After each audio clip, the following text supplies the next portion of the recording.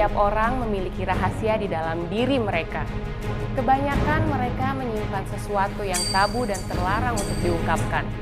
Bagaimana jika mereka mengakui rahasia mereka di depan orang banyak? Kita akan melihat dan mendengar pengakuan terlarang dari banyak orang hanya di pengakuanterlarang.com. Mendadak, udahlah Pak, itu uang saya. Kamu kan masih perawan, ya? Kenapa kamu perawan?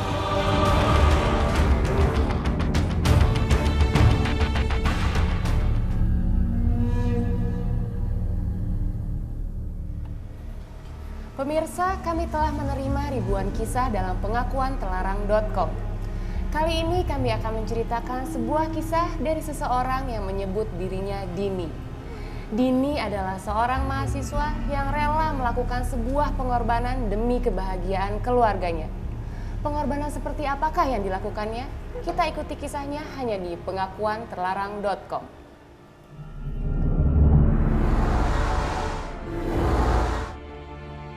Aku Dini. Sekarang ini aku duduk di bangku kuliah sebuah universitas. Aku 2 bersaudara dan aku anak pertama. Ayahku ini seorang pedagang batik dan semuanya dimulai ketika keluargaku ada dalam kondisi yang sangat-sangat terpuruk kala itu. Ya, asal kalian tahu, orang tuaku sebenarnya pedagang batik yang sangat sukses. Usahanya terkenal, semua orang tahu. Tapi suatu ketika ayahku kena tipu oleh temannya sendiri. Orang itu membawa lari semua uang ayah. Dan sejak saat itu kondisi keluarga kami, kondisi ekonomi keluarga kami semakin buruk. Sini bagus-bagus Bu, mari. Dan aku lihat sendiri ayahku sampai stres menghadapi semuanya itu.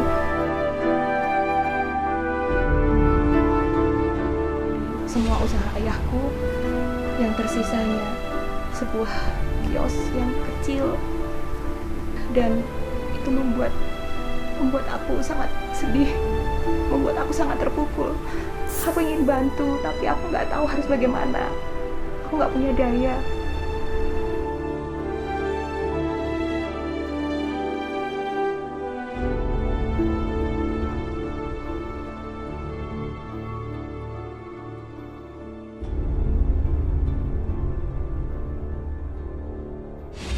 Pernah suatu kali ketika itu ayahku didatangi oleh seseorang dan orang itu mengaku sebagai penagih hutang. Ayahku dibentak-bentak, dimaki-maki. Kalian bayangkan bagaimana perasaanku. Hatiku seperti diiris-iris melihat ayahku dibentak-bentak oleh orang. Sakit sekali. Pokoknya, Bapak harus segera melunasi hutang-hutang Bapak. Kalau tidak segera dilunasi, maka kami akan menyegel rumah ini dan mengambil semua barang-barang Bapak. Pak!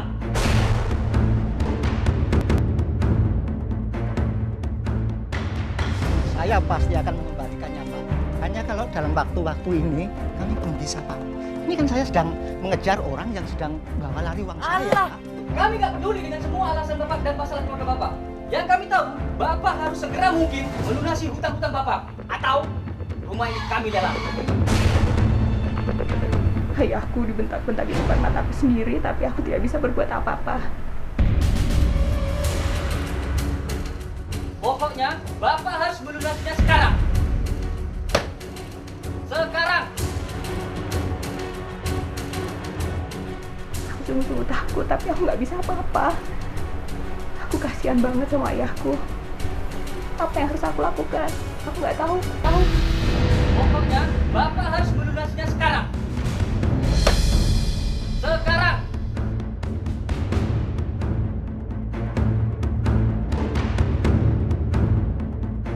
Kasih tempo dikit lah Pak. Ya, bisa. Oke. Dalam waktu dekat-dekat ini, besok saya akan kembali lagi. Ingat itu.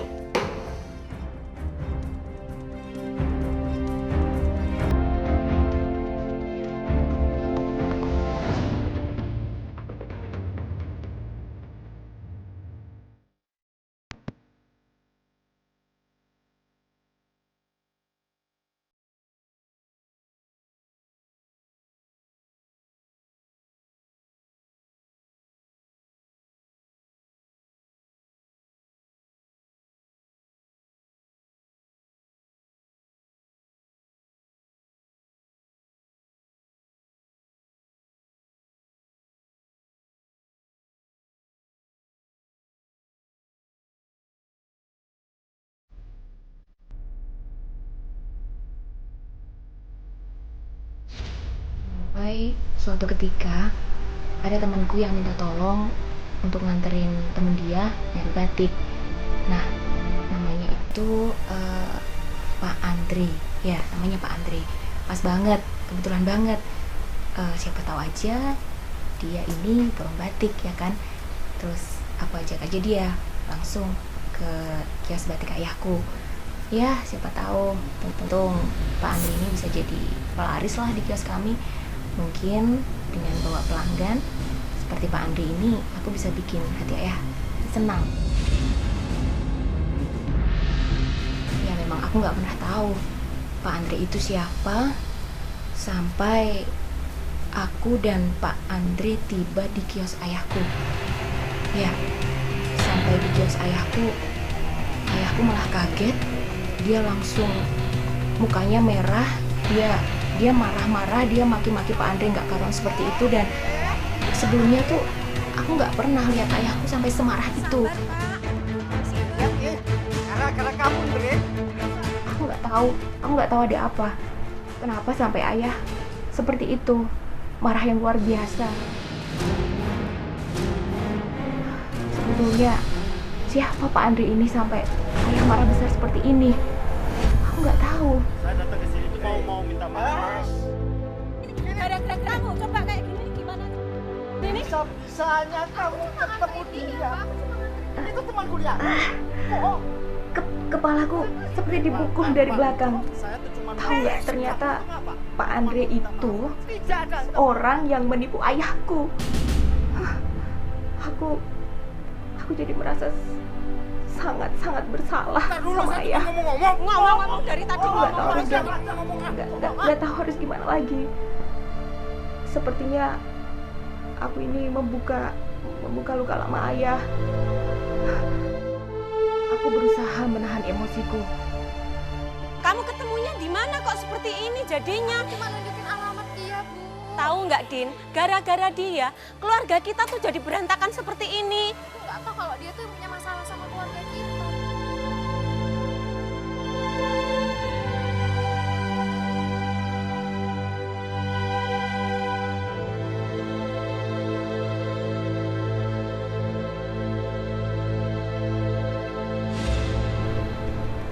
Sampai suatu ketika Pak Andre itu ingin menawarkan kerjasama lagi dengan ayahku.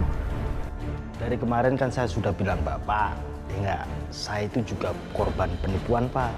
Daripada kita ribut-ribut terus masalah duit, ya enggak? Gimana kalau saya nawarin ya penawaran modal buat Bapak? Enggak, daripada ribut-ribut terus. alah. Modal yang kamu mau pinjamkan ke aku itu paling hasil kamu menipu aku. Betul begitu kan, Dre? Pak. Kupikir sih omong kosong. Kalau nggak mau, ya Baru sudah, saja nggak apa-apa. bersalah, bisa-bisanya ia malah merayu ayahku untuk mengajak kerjasama lagi. Siapa orangnya yang mau percaya pada kamu? Kamu itu kemarin udah jelas-jelas membuat bangkrut usaha saya.